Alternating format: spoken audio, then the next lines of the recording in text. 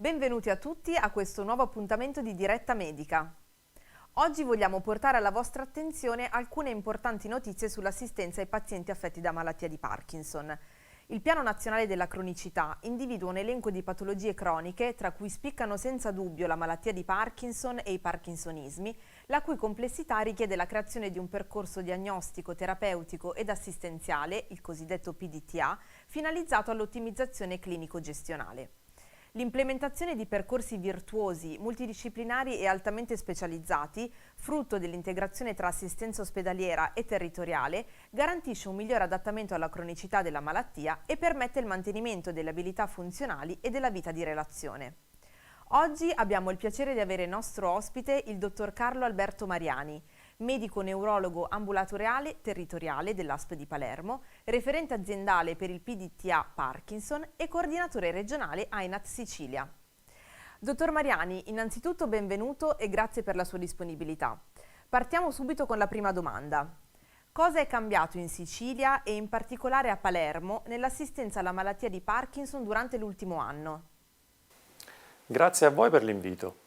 L'assessorato alla salute, con il decreto del 20 febbraio 2020, ha redatto un documento di indirizzo per cui ogni azienda sanitaria siciliana avrebbe dovuto creare ed implementare un percorso diagnostico terapeutico assistenziale, cosiddetto PDTA, dedicato ai pazienti con malattia di Parkinson, creando altresì una rete tra aziende sanitarie pubbliche e private che a vari livelli potessero assistere il paziente in tutto il territorio regionale.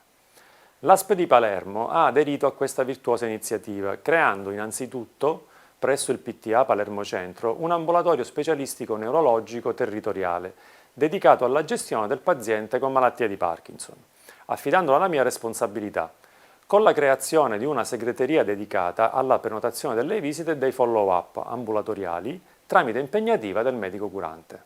Grazie, dottor Mariani. Ancora una domanda. Quali vantaggi ricava il paziente da questa nuova realtà assistenziale?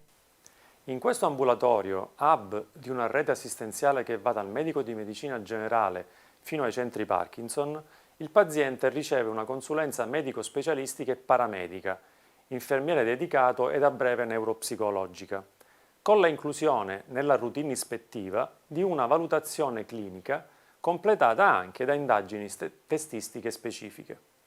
Si prescriveranno, se necessari, tutti gli ausili e presidi occorrenti per alleviare i propri deficit motori e tutti i farmaci specifici, anche quelli in dispensazione sotto piano terapeutico, ed anche le terapie complesse delle fasi avanzate di malattia. Inoltre, si potranno redigere relazioni medico-legali rivolte all'ottenimento dei benefici di legge per invalidità ed effettuare, se le condizioni di mobilità personale fossero fortemente limitate, visite domiciliari.